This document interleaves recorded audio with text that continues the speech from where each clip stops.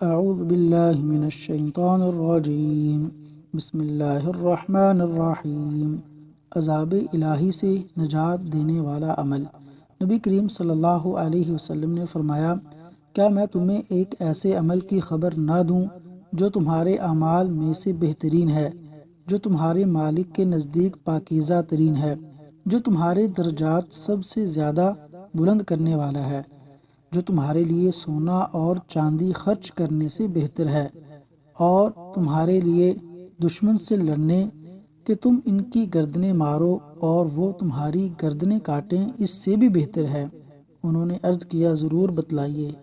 نبی صلی اللہ علیہ وسلم نے فرمایا، اللہ تعالیٰ کا ذکر۔